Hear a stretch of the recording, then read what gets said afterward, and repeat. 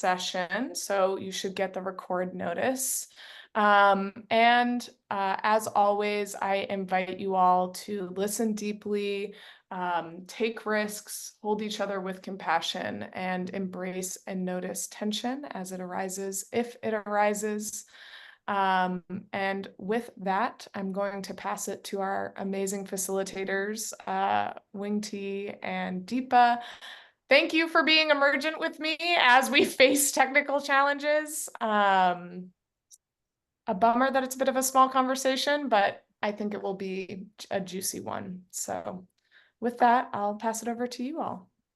Thanks, Kelsey. Hi, everyone. So good to see some familiar faces again. I'm Wing T. I serve as the Senior Coordinator of Movement Building at BMP, coming to you from Minneapolis, Minnesota, on Dakota land. And I'll pass it to my colleague to introduce herself. Thank you so much, Wing T. Yes, just echoing gratitude to Kelsey and Philanthropy Together for bringing us into this space. Thank you to all of you for joining us again. I'm Deepa Iyer, she, her pronouns, and I work with Wing T at the Building Movement Project. And we're excited. Whoever's here are the right people. And so if more folks join, great. If not, we will have a great conversation with those of us here. So yes, it's July 24th. Someone said summer has gone by fast. I have to agree. I think we were last together in mid-June. So excited to kick off part 2 of this series with you all on practicing solidarity for collective givers. Wanted to start with just a quick check-in question that will, I think for time's sake, we will just keep it in the chat. But if you could think about a time that you experienced solidarity in your personal life or professional life, anytime in your life, you don't have to go into the details about it, but the question we would like you to answer is that when you think back on that time that you experienced solidarity, what did that feel like? What did it look like?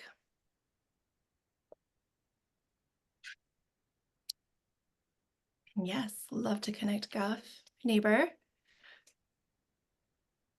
Sorry, side DM here. Other folks in Minneapolis too. So Krina said felt supported and safe. I definitely echo that. I think I would say if I were to answer this, just like validated and seen. Kelsey said it felt good to feel cared for, felt strong, says Betty. Guff says, felt like I belonged, felt loved. Yeah, thank you. In a sense, Kelly adds a sense of belonging and shared vision. Definitely. All right, so we'll keep these in mind as we think about, I think it's helpful to root in our own personal experiences of what solidarity means, knowing that it can feel like a heady concept at times. It can feel, often it's used as a buzzword, but we'll hopefully walk away from or leave this session today with some resources and practical tools, some ideas for you to think about how that solidarity, these same sort of feelings of just feeling validated, supported, seen, can be woven into the work that you all do in your collective giving work as well. So, oh, and I also love this. Kelly said, solidarity helps calm my nervous system. Yes. Speaking of nervous system, I feel like I need to do some stretching. Okay, so take care of yourselves during this session. We're a small group, so whether you're on camera, off camera, if you need to grab a beverage or a snack or a stretch, do take care of yourselves. Right. So just a quick overview slash review of who we are and what we've covered so far in this series. So as you all know, Deepa and I are part of the Building Movement Project. We are a national nonprofit celebrating 25 years this year, and our focus is to catalyze social change by supporting the nonprofit sector. And we do this through research and creating resources in building and supporting relationships across movements and across the sector. As part of our work at BMP, Deepa and I also get to work on a program called Solidarity Is, where we create tools and share resources on transformative solidarity practices. So we do this through our roles as a builder and a storyteller and a weaver. So uplifting different solidarity stories and narratives, facilitating learning exchanges across movement groups, and getting to be part of amazing sessions like this. And yes, thank you. We are quarter of a century old. All right, so desired outcome. So hopefully by the end of this two-part series, we'll have left you with just a deeper understanding of the characteristics of social movements and how transformative solidarity is woven through social movements to create the change that we want to see. We're going to continue exploring what transformative solidarity looks like in the context of collective giving. Share some barriers as well as approaches to overcoming those barriers when it comes to supporting social movements. And then, of course, leave you with resources and ideas to continue having these kinds of conversations, to bring more people in this work into doing this work in a way that's sustainable, right? So we can just bring more folks into the amazing work that you're already doing. Right, and then just a little bit more housekeeping here. So our community invitations, we have a few of them listed here. I'll just uplift this last one right now of just recognizing that we continue to live through challenging times, and just doing our best to be present and patient with ourselves and each other as well. So thanks again for joining us this afternoon. We know there's so much going on in our lives and in the world around us. So appreciate you all being here. Right. So I will quickly move through these slides, which will hopefully look familiar to you. Just a quick recap of what we talked about in June. So making sure we're grounded in our understanding of what a social movement means and what it is made up of. And so when you hear us talk about social movements, we're talking about the collective and organized actions by groups of people who share beliefs, who share values about what the world could actually look like, right? And they come together with this intention of disrupting the systems of power, disrupting the status quo. They use lots of diverse strategies to do this disruption. But the greater aim and the angle of this is to bring about change. So social, political, economic, and/or cultural change. And we have an example here of the Mauna Kea protests, and we have a solidarity story, which we might have dropped last time, but this is a project that our team worked on a few years ago. And it's a really lovely solidarity story about the community that came together on Mauna Kea a few years back to protest the building of the MTM telescope there. So we talked about, or I just mentioned, the diverse strategies that people use to do their social movement work. And so that's one of the characteristics of social movements, is that there's many different strategies that come up for groups to do this work, but they share that collective vision. They're doing this work in an ecosystem, so they're sharing the work across lots of different groups, lots of different regions. Social movements are also emergent. So there's not a playbook or a step-by-step process to how social movements achieve change, but that can grow and pivot as groups learn and systems change slowly, right? There's multiple leaders and spokespersons. I think that's something that social movements have learned even in the past several decades, is that movements are stronger when there's lots of different people at the helm and leading different kinds of work. And last but not least, social movements have masses of people who participate. And so it's not just the change makers or people who are doing activism or organizing as their sort of day jobs, but there's ways for people to plug in and be part of that work as well. So bringing it to this space, speaking about philanthropy, collective giving, this slide is kind of just an overview of how we've seen philanthropy typically resource social movements. And of course, the goal of this series is to, how do we pivot away from this? But important also just to name some themes and ways that we've seen philanthropy typically show up, even as we're trying to address these and move in a different way. So I won't read all of these out loud, but we've noticed how oftentimes when it comes to social movements, that one or two groups might be funded, maybe the ones who get the most attention from mainstream media, which is a story for another time, right? But instead of funding an entire ecosystem and big plethora of groups, just one or two groups are funded. A lot of times we'll see investments coming during so-called movement moments. So we definitely saw this with 2020, with the uprisings here in Minneapolis and George Floyd, and then those investments began to taper off. BMP had a report about this recently, interviewing Black-led leaders about that so-called racial reckoning, and so what's to come, 4 years on, what is needed to keep resourcing groups who are continuing to do really important racial justice work.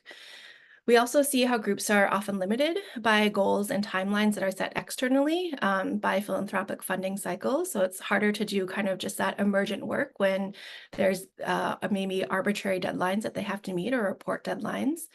And then we also see at times extraction, relationships that are extractive. So funders asking leaders in movement groups for advice or, learning, like trying to learn from them, right? But not necessarily compensating their labor with resources or just kind of dropping in and dropping out. So we know that we're trying to move away from this, ideally. And we're excited to continue that conversation with you all in this session. So with that, I am going to turn it over to Deepa to keep us moving.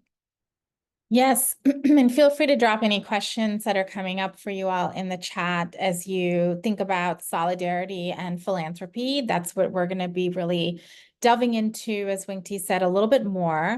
In our last session, we started off the conversation on solidarity by showing a couple of images that really reflect how solidarity practice is really embedded in the ancestral traditions and histories and modern movements of our time. We know from transnational solidarity through the labor movement, through the Black radical tradition, through indigenous movements, through movements against war and genocide, that solidarity is a way of us understanding each other, building connections, and of course, bringing about systemic change. And on the next slide, we often talk at the Building Movement Project about how solidarity is less of an outcome and more of a verb and a strategy and an iterative practice, which can bring about certain things in terms of the world we want to see. It is a way for us to bring about power sharing among organizations and groups. It's a way to strengthen movements for inclusion and liberation. It's a way for us, it's a practice that leads to transformative mutual understanding rather than transactional practices of you do this and I do that. It's a way of disrupting the us versus them narrative that pits communities against each other. And it's a way to support cross-community alliances. As Wing T said, or you all actually mentioned in the chat earlier when Wing T asked you like how solidarity feels, it is a feeling, it's an emotion. We know it when we see it and feel it. And it's definitely a political strategy. It's a community and power building strategy as well. So on the next slide, we have a graphic that we use to talk about what transformative solidarity practice often looks like. And we love to alliterate at BMP. So we've got these practices brought to you by the letter C. We actually talked about a few of them last time. We talked about centering, and we talked about connections and commonalities. And so today we'll be exploring the other three. But just as a quick reminder, centering is a practice where we're really being led by the needs and demands and leadership of people who are most closely connected to an issue. And so when it comes to solidarity and philanthropy, the questions that we want to ask are, how are we understanding a particular issue? Whom are we hearing from? What do folks who are most closely affected to that issue want? And what happens if we might not agree?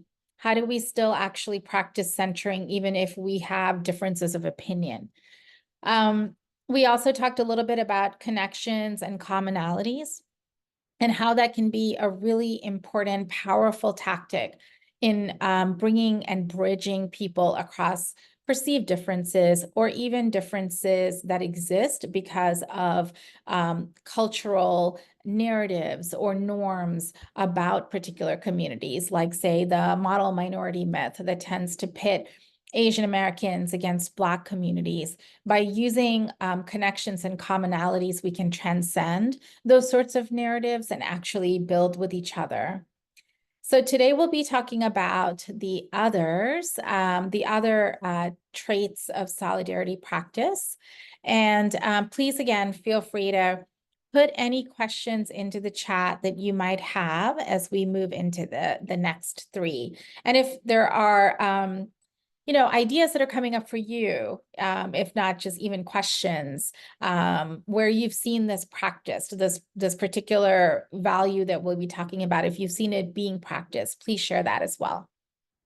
Okay, so we're going to talk then about co-liberation first. So, co-liberation, and I think many of us may have heard and read the this belief that we really heard during Black Lives Matter protests, that none of us are free until all of us are free.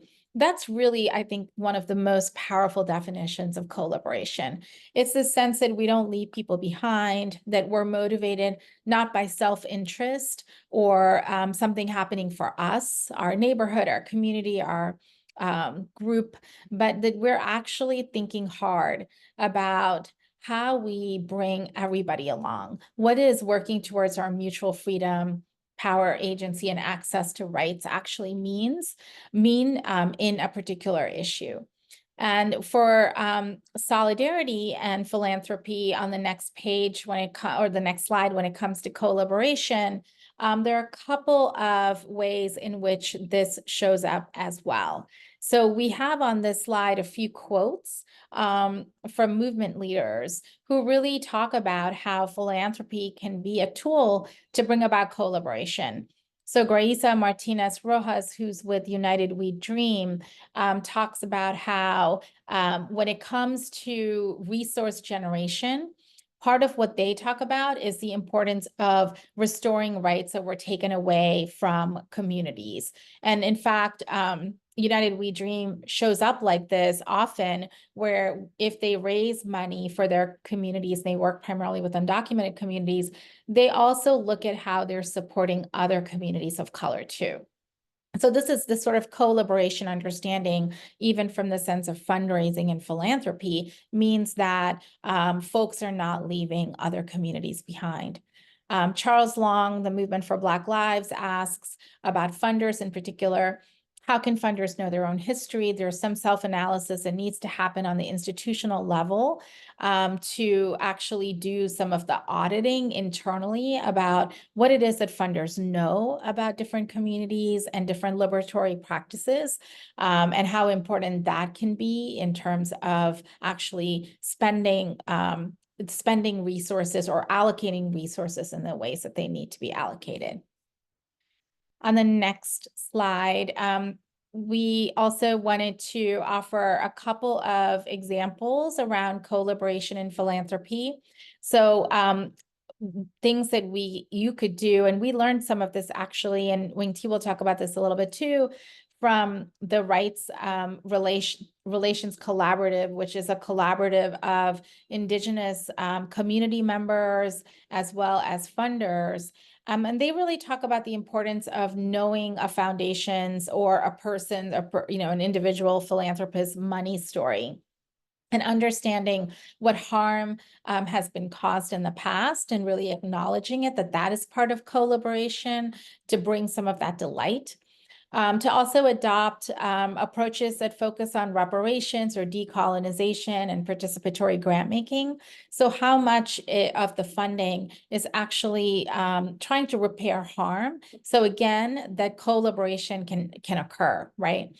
And then the importance of practicing transparency and accountability as well are ways in which we can exemplify co-liberation as a value in the way that giving is done.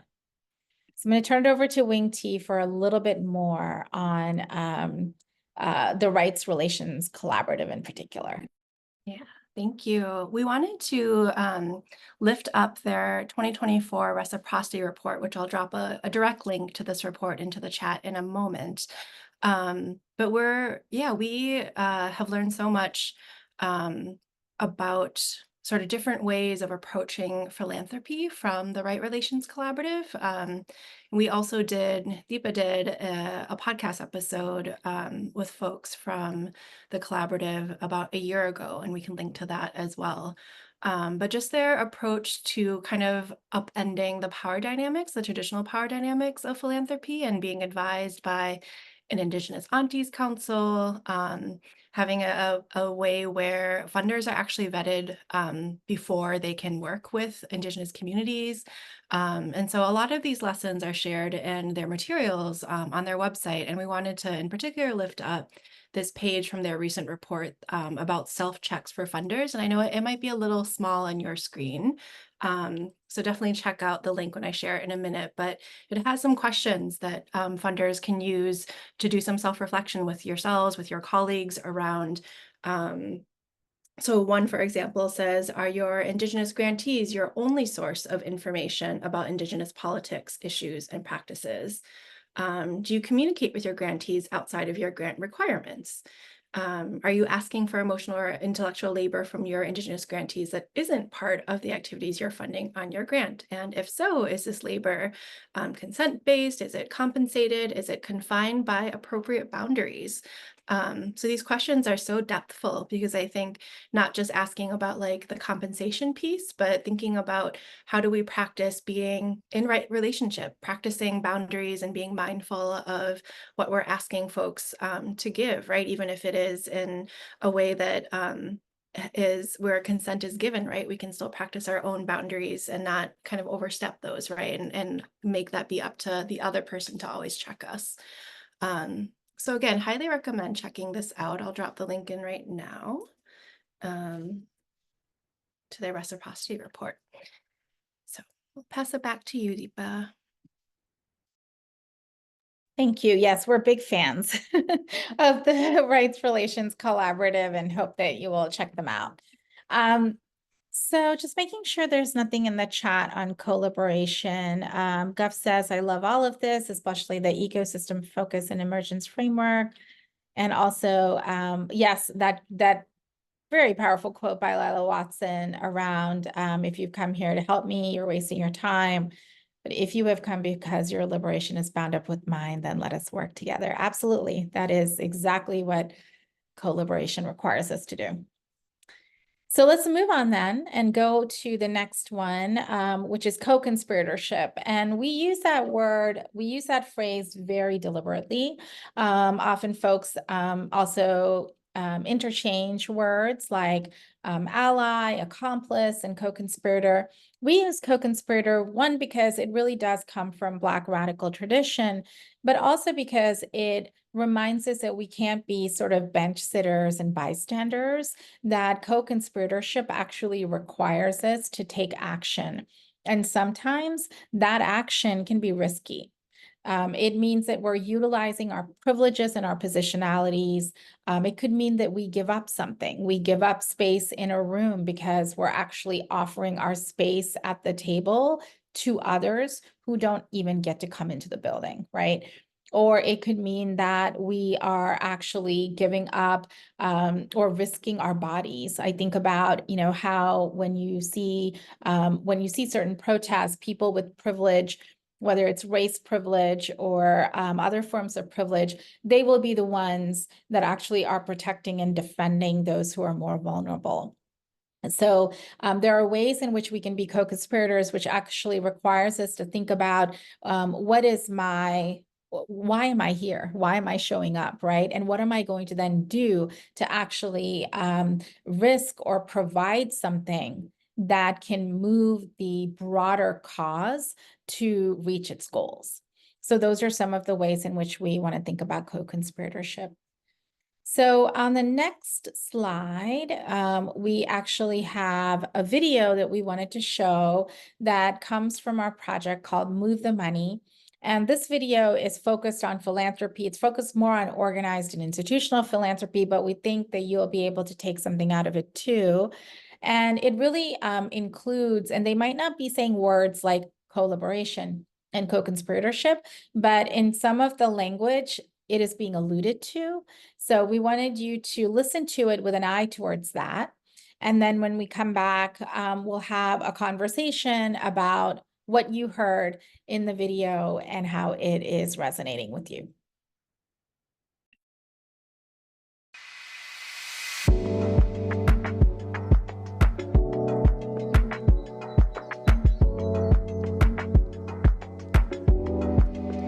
In an ideal world, foundations would fund movement like we mean it.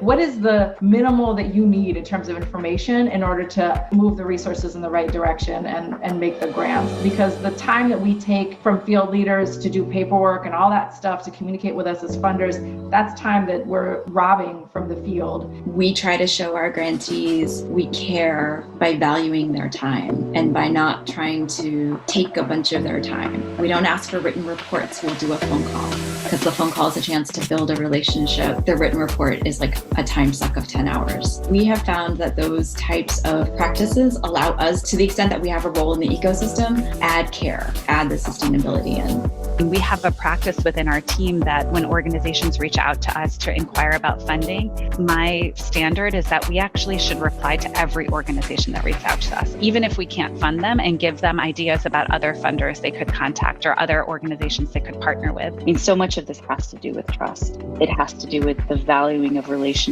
over short-term outcomes, the ability to be able to navigate conflict, because there is going to be conflict when you're talking about power, when you're talking about money, when you're talking about resources. Our intention was to try to interrupt the normally adversarial relationship, right? Where you're sitting across the table from each other, like, you know, the loan officer and the supplicant, right? And instead try to say, no, let's actually put the money on the table to demonstrate that we are trustworthy, that we can be partners. And then let's begin a conversation and a relationship. I mean, you really have got to be able to listen. If your first thought is, well, I've been in meetings where this kind of thing happens. Someone is trying to explain to you what their strategy is, how they're going to take on very challenging issues. And your first response is to jump in and say, you can't, I mean, how are you going to do that? That's too hard. It just doesn't, immediately, that means you're not really listening to what they're saying. So first step is to listen.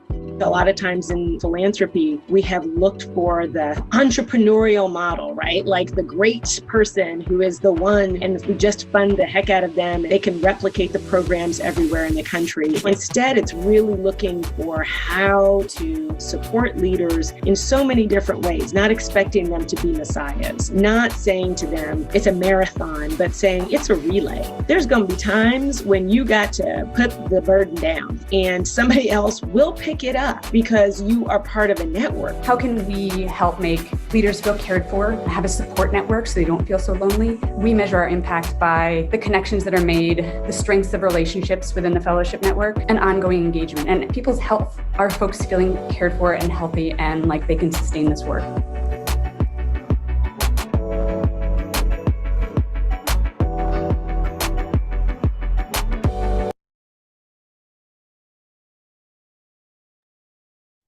Great. Thank you so much, Wing T, and appreciate folks sort of reflecting on that video. We have a couple of questions that we wanted to show you, and would love to hear a little bit about where you are. You could put the questions in the chat. You could raise your hand and we will, put you on deck to speak. So a couple of the questions we had were, how do you act reflect on the video? So what came up for you?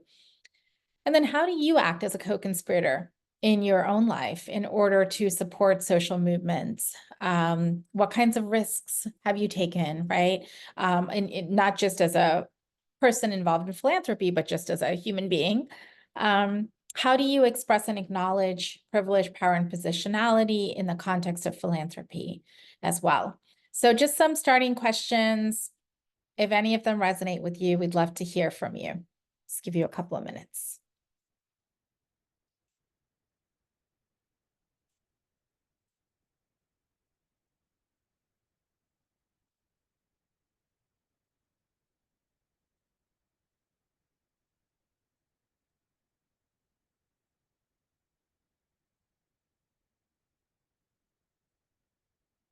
All right. Any reflections that are coming up for folks?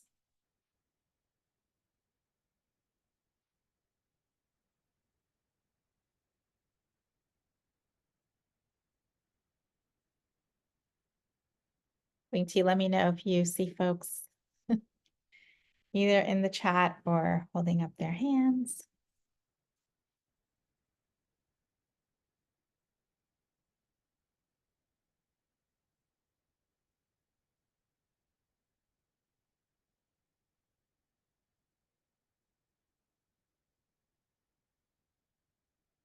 Yeah, so back to that definition, or some of the characteristics, I should say, about co-conspiratorship. Have you all had experiences acting in that way, or acting in collaboration, either in your personal lives or in philanthropy? Or do you know examples of where some of that has happened? Any thoughts? Would love to hear a couple of voices if possible.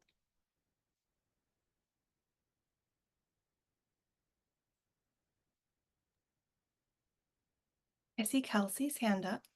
Oh, Yeah. okay. Go ahead, Kelsey. I just raised it, so don't worry, you didn't miss me, Deepa. I think one of the things that I really appreciated about that video was the emphasis on care. And I think a lot about how care is both a building block for trust, but also, I think for me at least, a stepping stone to becoming a co-conspirator with someone. Because I find often when you show care to someone unprompted or like above the bar, it can open up space for recognition between two people who might be very different to say, oh, wow, this person has my best interests at heart. And, you know, I might not trust them immediately, but like even that piece about having the money at the table first, right? And I think for me, the example that comes up in my life is in movement spaces I've been in, when folks are struggling at different points, the awareness of how trauma is inequitably doled out within our communities in the United States. And so there have been moments where I'm like, I can step up and take more work because I am not dealing with this explicit trauma that my colleague or co-movement person is. And what I watched happen in that moment in time was that piece of that person realizing, okay, Kelsey has my back, not just in a verbal, hey, I hope you're doing okay kind of way, but also in a taking something off my plate so I have more, whether it's mental, emotional, spiritual, physical space to address this challenge, which I think at times can feel quite micro. When you sit with it, it's very much rooted in systemic inequality. Thank you also for that really helpful example. And also, you know, something like that might seem small, end quote, but it's not. It actually adds up. And I think that it's a cumulative piece that as more of us do that, right, and practice that, it actually creates that sense of community across the board. Oh, okay, Betty? I think I agree with Kelsey, but the thing that I find that seems to work with me is showing I care, but even more than that, listening. When I listen to what they have to say, that seems to open so many doors, because when they understand that I'm listening to them, that I care about what they're saying, that they know that I really am listening, that I understand. And one of that examples of that is I'm part of Together Women Rise. And we recently have changed in the last year to participatory grant making, which means it's no longer us and them. We are making sure that they That's are great. very much a part of the whole process. And I think it makes a big difference when they know that you're listening and that they are part, that it's not us and them, and it's that you are listening. And in everything I do, I make sure that they know I'm listening. We just went through a process where, and these aren't with grantees, but with chapter leaders, where we just I took over a bunch, 13 new chapters. And so I introduced myself to all these new chapters and told them what my role would be. And this is all over the United States, and this just happens to be in the Southeast, and I'm in Colorado. They know nothing about me. I know nothing about them, except that I know they're chapter leaders like I am. And so many of the people who are in my same position as a chapter support liaison said, oh, I haven't been able to get a hold of them and they're not returning my calls. Well, interestingly enough, almost all, except for about 2 of the chapter leaders that I called to tell them what I'm going to do, I talked to them for over an hour. They wanted to talk. They were so happy to have someone listen to them. And I think that's a big big key. Absolutely. And the participatory grant making is a really important way of showing collaboration, co-conspiratorship. And I think on the next slide, we have some examples, Wing T, of the ways in which foundations and philanthropy have shown up. And some of that is exactly what you're saying around participatory grant making, where there's not this distance between who's giving and resourcing the funding and who's making decisions around it, right? And so really having individuals who are representative of the community provide input and doing that centering. So that's an example of both centering and co-conspiratorship. On this slide, there are a couple of other examples of different ways in which philanthropy showed up, whether it was after the pandemic or after the pandemic began, whether it was during the 20th anniversary of September 11th or during the 2020 uprisings.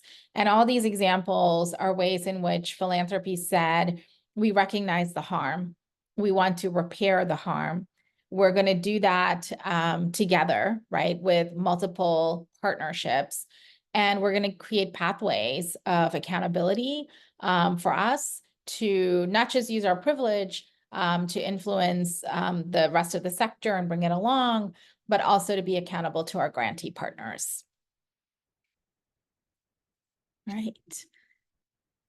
So those are just a few examples of co-conspiratorship for collaboration. And then I'm going to turn it over to Wing T to talk about the last principle, which is a really big one called capacity. Yes, capacity. It's sort of the word. It means what Deepa just said. It's a really big one, right? And it can contain so much. So we're going to try to narrow it down a little bit, at least for the purposes of this conversation. But when we are talking about capacity in terms of practicing transformative solidarity, what we mean is that we are trying to grow our awareness and our ability to hold complexity in this work. And so how do we do this work with rigor, but also with grace? I know Kelsey and I were we kind of just got into a really deep conversation as Kelsey was figuring out the Zoom stuff and we were waiting for the session to begin, but we know we're living through really challenging times. And how do we practice this, holding this complexity without getting kind of stuck or mired in it? On the last slide, Deepa was talking about, funders doing things differently, figuring out how to engage with tension and conflict when it comes to this work. How do we do it in a generative way? And by that, we mean moving through conflict, learning how to move through conflict in a way that actually brings us closer together instead of driving us further apart. We're not really taught how to, I think, generally speaking, our society isn't taught how to deal with conflict in healthy ways and ways that build relationships. So we really have to take it upon ourselves to practice that, to learn and to practice it. Capacity, I think, also has to do with developing ways that we take care of each other collectively. I was just at a conference last week in Baltimore at Netroots and had a chance to talk to some younger organizers who I think are still in their college years, and they're speaking really eloquently about this idea of care infrastructure, which just really struck me because I think like even now, as someone who's like in my late 30s, that wasn't something I was thinking about in my 20s. And so to have a younger generation of organizers thinking about how do we take care of each other and build actual infrastructure to care for each other. So it's not just this concept of self-care or individual care, but to be able to do it in a way that sustains us. I can't remember who it was, but one of the folks in the video we just watched talked about, it's not a marathon, but it's a relay. So how do we build each other up so we can take turns doing this work? What else? Capacity is also about how do we have the ability to acknowledge the power that we hold and practicing how to shift it. This came up a little bit already as we were talking about co-liberation and co-conspiratorship. And Deepa will talk a little bit more about this shortly, just this idea of shifting power when it comes to collective giving. Yeah, so that's what I'll say here on capacity, but this could be, I think, a whole session onto itself for sure. So we're going to share, unless Deepa has anything, we'll share one more video. Yeah, well, yes. And this video, when you're listening to it, so we've been showing you videos that come from the mindset of philanthropy, folks who are in philanthropy. This next one is actually going to be from movement leaders in particular. And again, as you're listening, listen for the ways in which movement leaders are talking about their own capacity or lack thereof, and what they need from philanthropy in order to build and buttress it. Right.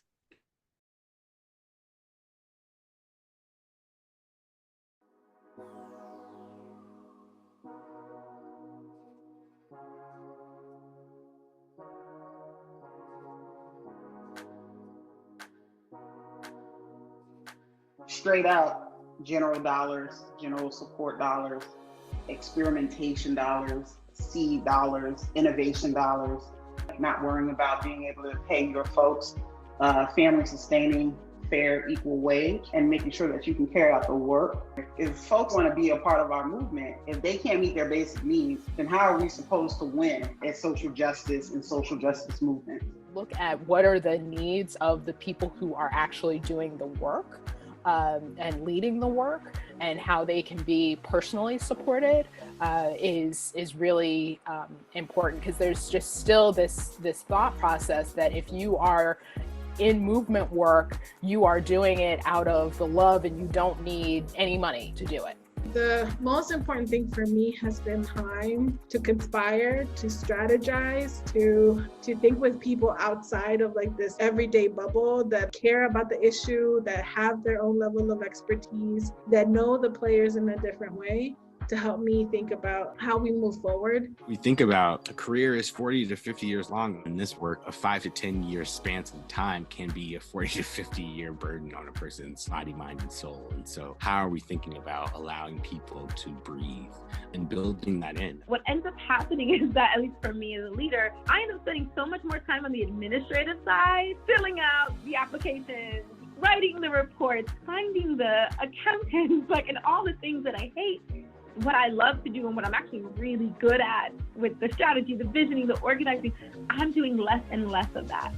More and more, I'm being taken away from the actual mission of doing on the ground work. We also need grants that go into the infrastructure development, really. I think we need more funders who are willing to give you grants to be like, you know what, it's okay if you don't do programming this year. But if you are gonna take a year and pause and you're gonna build out your structure of the organization, that would be such a weight off, because I think sometimes we worry that if we don't produce the programmatic work, we reached X people, we built out 10 leaders, we did this, and the grantor is like, well, what did you actually do?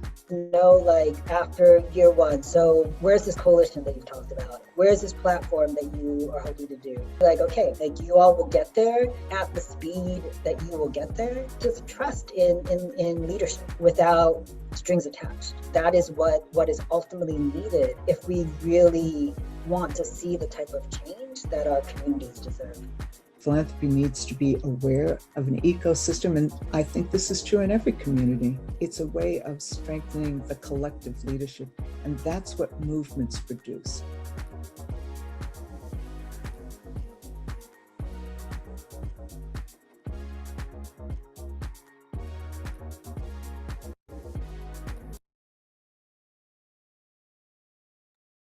Thank you, Wing T.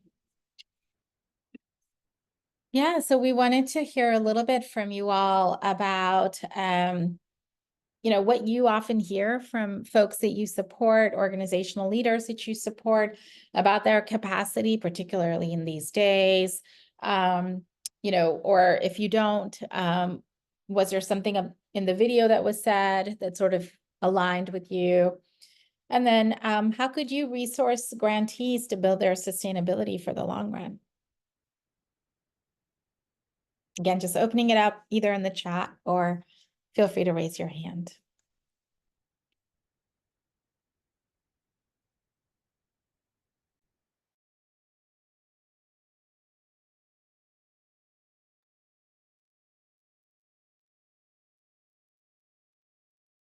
Something that resonated with me there, and kind of piggybacking off what Kelsey and Betty said, was just showing up with a mindset of listening and learning. These movement builders are the leaders and the experts in our community. They are closest to the challenges and they have the solutions for them. And so thinking about in what ways and how can I and the organization I'm part of, which is Social Venture Partners, how can we show up in ways that they need us to show up? And so historically, we have always given multi-year unrestricted funding. Use this however you want to use it. We will be in partnership with you for 2 to 3 years if that works for you. And historically, a lot of our volunteer time, which we give money and our time and connections, has been working on, traditional capacity building projects like strategy or fundraising or marketing. And as we're shifting to more of a community-centered philanthropy approach, really actually just asking, how can we show up for you? What are the things you'd like us to support you on? And as one example, I'm part of SVP Minnesota. We serve the 7-county Twin Cities metropolitan area. And in the time frame of the white police officer murdering George Floyd, we convened all of our investee partners, the executive directors and the staff leaders and board chairs. And we just had a listening session and really just got everybody together and just asked, how can we serve you? How can we serve with you? What is it that you need in this moment? And what they needed, and we talked about it earlier, they needed money for self-care and for healing. And so that's what we did. We said, okay, SVP Minnesota partners and community partners, let's pool our money together and let's just give money for healing for them. And so all the projects we were working on in that moment, we just said, let's pause. And like the gentleman in the video said, let's just breathe here. Let's give these leaders and these movement builders a chance to breathe. And the way they want us to show up right now is find them money so that they can spend it on the care for themselves, whatever that looks like, taking a half day off or having a massage or, whatever it was that they wanted to put the money in. We went into the convening thinking, oh, well, we'll have a strategy session and we'll do this and we'll do this. And it's like, no, that's not what they needed. They needed space where they could all connect with each other, share the trauma that they were going through in that moment and just heal together collectively. And our role was showing up and finding money so that they could do that. Right, And so that's what we did all summer long, and we now just continue to do that as part of our practice with the types of things we're doing with them volunteer work, like really prioritizing that collective and individual well-being and self-care. It's great. I mean, that practice of listening and just being responsive and not dictating how or prescribing how is, I think, exactly what a lot of movement leaders are needing right now. And that's great to hear that local example. Anyone else? I can share. Hi, everyone. I'm going to turn on my camera too. Hi. One thing that stood out from the video was I can't remember the funder, but was the conversation around allowing nonprofits to pause any of their programming and really just focus on restructuring or like reinventing their programming. I thought that was really powerful, and I love seeing, you know, funders being able to provide that.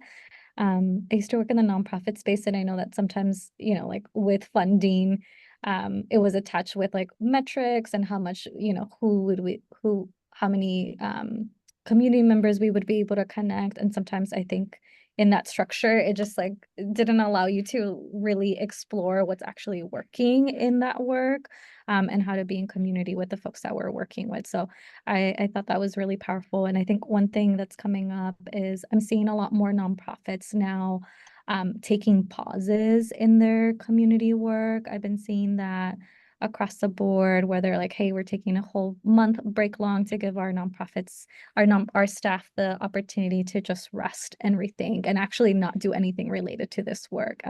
So I love seeing that become more of a practice, and also for funders to be able to do that more often. Yeah, that's super helpful. Thank you so much, Karina, for sharing.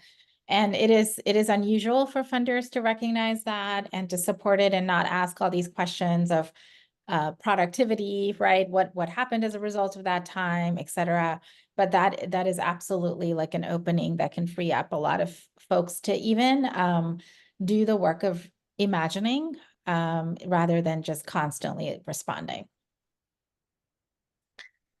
Okay, maybe we'll go to the next slide. And if folks, if anyone else has anything to share, feel free, please, to raise your hand or drop it in the chat.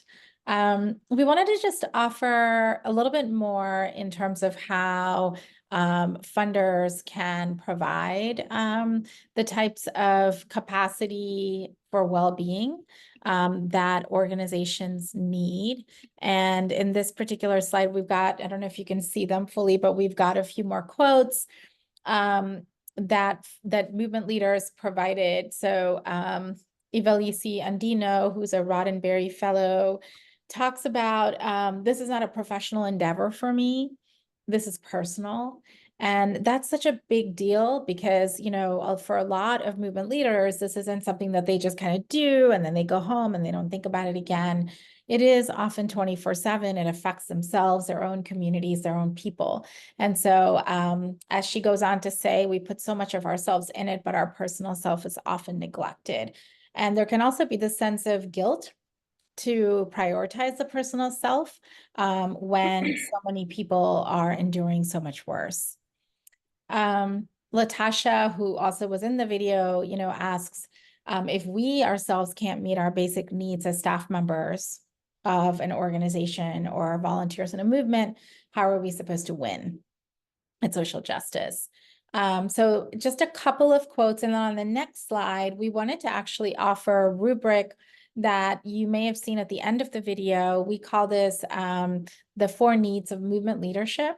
And yes, yet again, with the alliteration, we've got what we hear a lot from groups and organizational leaders: skills, spaces, squads, and sustainability. And what we mean by those are a lot of movement leaders are asking for skills building, not in that traditional sort of leadership development way that we might be used to, but actually asking about skills training to deal with conflict to figure out how to deal with, conflict within an organization that they might be leading, but also across organizations, say in a network or a coalition. Folks are also asking across the board whether they're in leadership or whether they're organizers, whether they're narrative folks, for spaces. And what we mean by that is spaces to strategize and spaces to imagine. There's not enough of that. And even having physical spaces to do it, right? So like, what would it mean if philanthropy, provided a retreat center for organizational staff to do residencies or to do sabbaticals or to do retreats that they could use for free in a particular region. Folks also talked about the importance of squads, and what they mean by that is that they really rely on and need to rely on a group of people that they can feel comfortable with. So that sometimes is within the organization, but sometimes it can be outside of the organization as well. And then there's just the capacity to be able to engage with those folks on a regular basis. And finally, sustainability, which we've talked about. And, I think someone else said here, like, it means different things to different people. So sustainability could mean something for me that is different from you in terms of self-care, but having as some of you said, having the freedom to make those choices for oneself is extremely important than kind of a across the board tactic. And then for individual program officers, we think it's so important to identify for yourself your capacity needs too, right?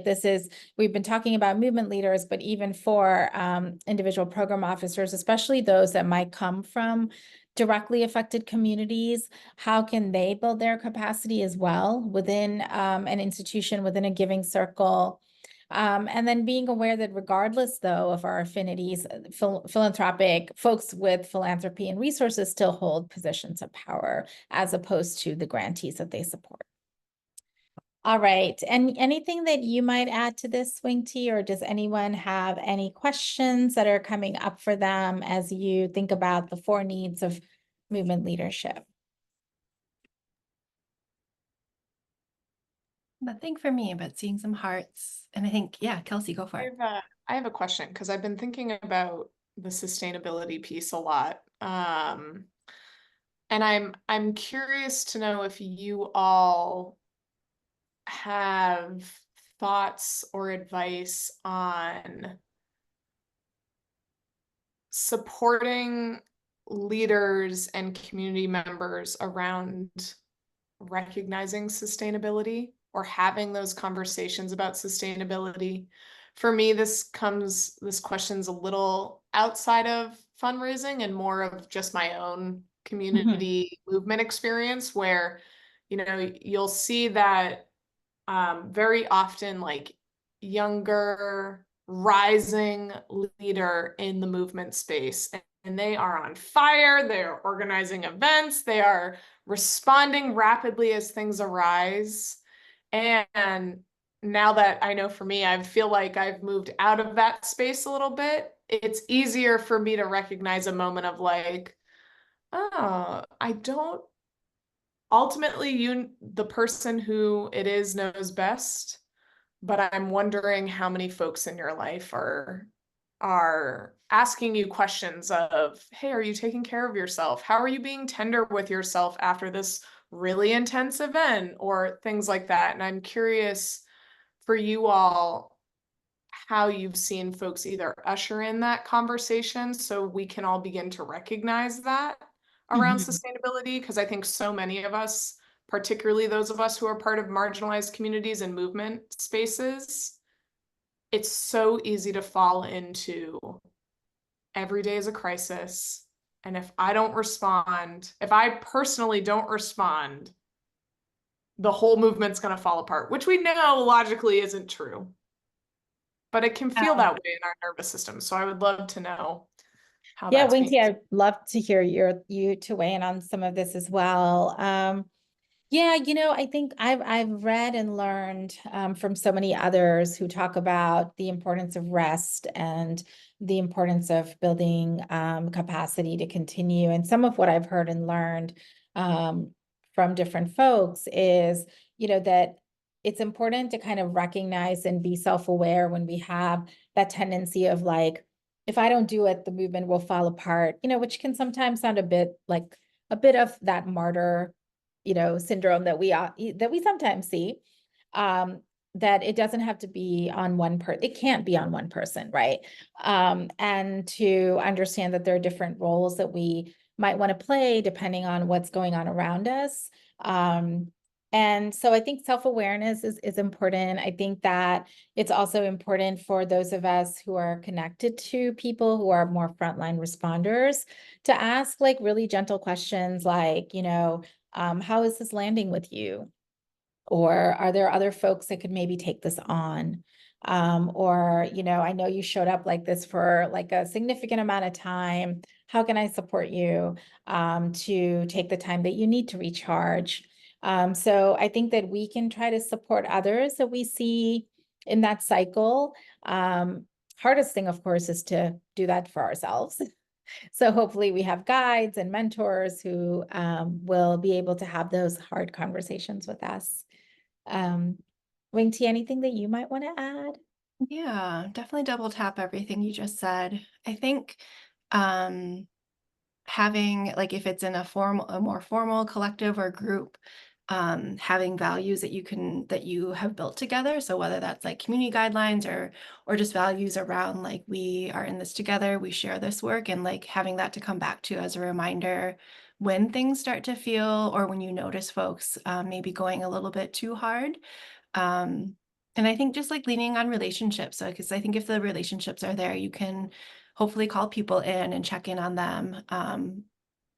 I think a lot of what I've noticed is that so many of us can talk about the theory, or talk about sort of the, even this idea of like urgency culture being like a tenet of white supremacy culture, right? But like, how is that showing up in like the work that we do, and how are we caught in that ourselves, right? And it takes a lot of humility, I think, to be able to turn that back on ourselves and to realize, like, are we chasing this urgency and feeling, if I don't do it, who else will, as like sort of an escape from something else, right? Who knows, right? I'm making things up here, but if we can lean on our relationships, hopefully we have folks that can sit down with us and like have those tough conversations with us. And then I think the thing I mentioned, the young person who talked about care infrastructure at the conference last week, and one thing they talked about was like, we just have to build it. Like, let's just start building some infrastructure so that it's there.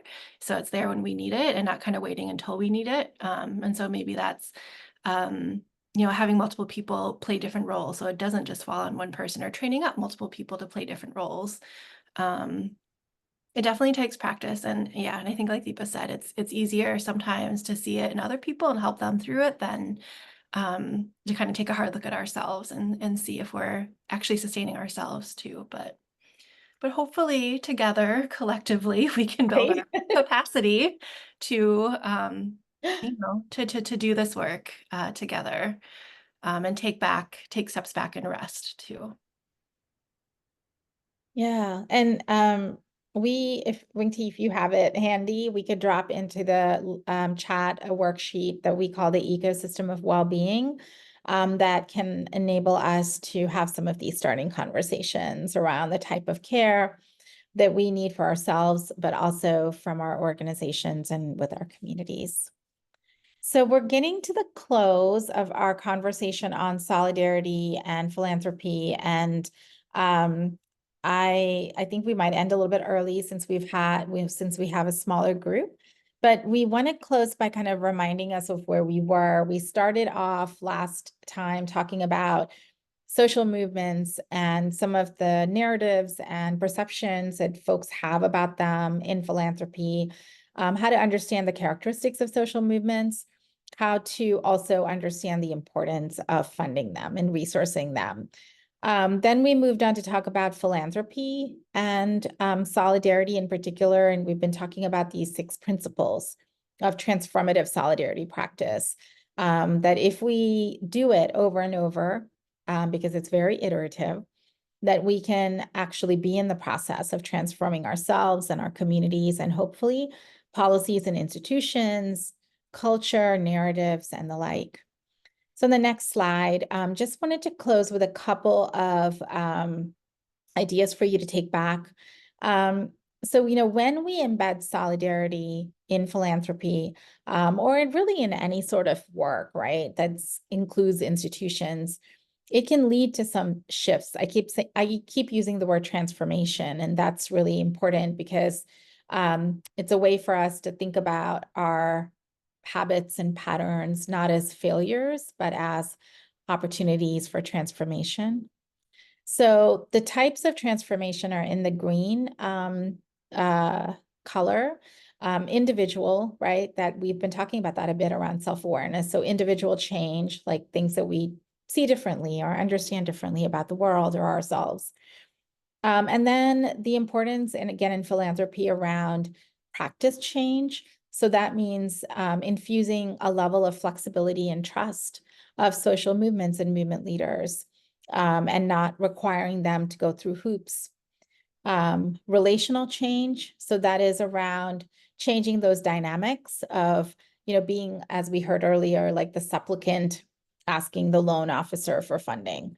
And instead of that, like understanding that shifting the power dynamics includes taking some risks around positionality and power, and making some real changes from an institutional standpoint as to how grantees are being viewed and perceived.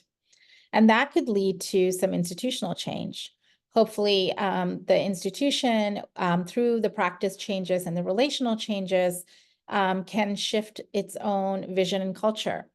So what does participatory grant making look like if we embedded it? What does it look like if we give, more than our endowment percentage amounts?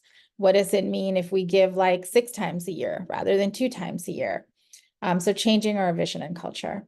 And then finally, all of that will hopefully lead to some sectoral change in philanthropy itself, which tends to still be, for the most part, a very conservative institution or sector. And so what kinds of systems and structures can shift in philanthropy across the board, so that grantee partners feel that no matter where they go, they're going to get sort of the same treatment. So this is what we hope embedding solidarity practice can lead to in ourselves, our organizations, and in the sectors that we're working in at large. So, and then saying it maybe in a different way, right? When philanthropy practices solidarity, that could mean that grantee partners can set their own direction. They don't feel like they're being captured by philanthropy, but they can be open about where they need to go and what they need to do. It can also strengthen ecosystems that are not uniform, that are taking on different strategies.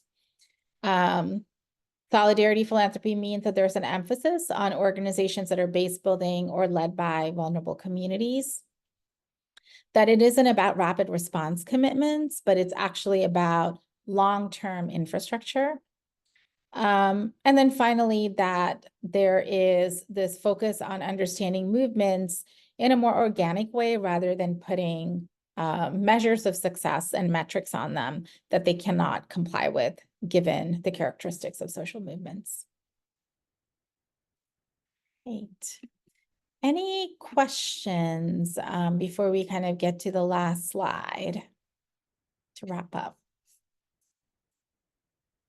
Or any thoughts that are coming up?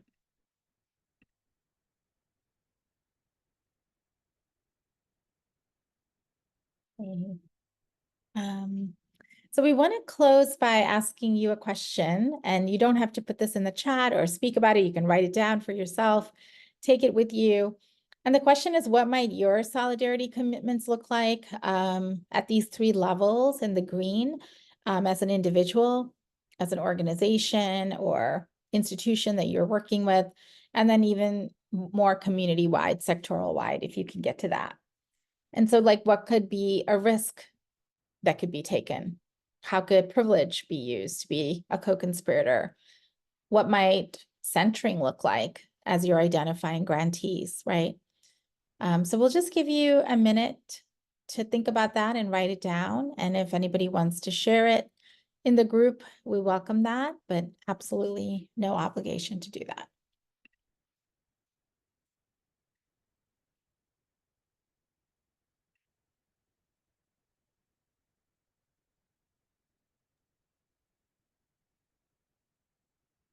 As folks are thinking of their commitment, I have thought of one question that I would love to ask the two of you. Please. In your work on training folks on solidarity, what would you say you've seen the biggest one or two barriers for folks stepping into a practice of solidarity? And if you were to give advice for someone overcoming those barriers, what would it be? Yeah, that's a really thoughtful question. I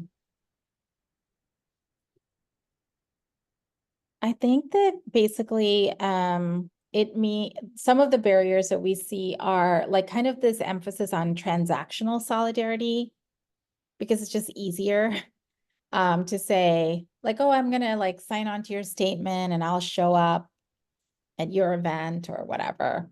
And I think that that's not because people don't have the will to engage. It's just that they don't maybe have the capacity to engage in a more transformative way. So that has been, especially as we're dealing with so many crises. So that's been one thing, to recognize that solidarity is a practice. It requires long-term actions and patience, that it isn't going to come about like this, just because we have a hashtag or we're showing up on the streets or whatever. So I think that's kind of that belief and that need for it to just bring about change quickly. I think it's a hard pill to swallow. I mean, I have a hard time with it too when it comes to solidarity. But I think what changes that, or what I've seen change that, is just the ability to actually look back on movements, to study movements, and to see that over time, there are changes that happen. And, that we might not be seeing all those changes come to fruition in our lifetimes, but we're setting sort of folks on a course towards that. Wing T, anything you might add? I think this has been like kind of bubbling up for me since definitely you said this, Deepa, and like a conversation we had recently, but it was almost like an off the cuff remark you made around just like solidarity being like taking a risk, like what is the risk to you? And I was thinking about that in terms of a resource that BMP, that our team put out around constructing solidarity narratives in challenging times. And having come from like other nonprofit work, having come from like working in higher education at the University of Minnesota, like every time there was some sort of movement moment, folks would be asking like for a statement from university leaders or a statement from the CEO, right? Because they wanted an acknowledgement. But I think what I've learned from our work is that the difference between just like put out a statement from like the U of M president versus like a solidarity statement is that there's actually some risk that comes from a group putting out a solidarity statement, that there might actually be challenges to them or to the work that they do, and yet they do it anyway, and they show up to support other groups, to support other movements, and that's kind of a big example, but yeah, it's helped me think about how solidarity is more about risk taking and showing up regardless, versus just kind of more general ideas of like acknowledging privilege. Mm-hmm. That's great. Thank you. All right. Well, thank you so much for being with us. We appreciate being in this space with you all, and we hope that some of these tools are helpful to you. We have a bunch of resources that we've been sharing out, and we can continue to. We'll share the slide deck so you can have it as well. And then please feel free to contact us. On the next slide, we've got some information about how you can reach us. We do we do many things. So we do trainings and workshops on social change ecosystem mapping, solidarity. Right now, we're doing a lot of election scenario planning workshops with organizations. And we are here to also, be, if you need resources that might be helpful to the folks that you fund and support, please also let them know to come to us as well. Solidarityis.org is our website. Amazing. Thank you so much. I am launching a short poll. If y'all could fill it out, that helps me and the rest of the Philanthropy Together team. Wing T and Deepa, thank you so much. I really adore and love your sessions as always. And keep an eye out, y'all. We will be announcing the new season very soon in the next couple of weeks / in like roughly a month, which these days feels soon. Feels like a tight turnaround. But with that, big thank you to all of you and have a lovely evening and take care, y'all. Thank you, Kelsey. Thanks, everybody. Take Thanks, care. everyone. Bye. Thanks, everyone.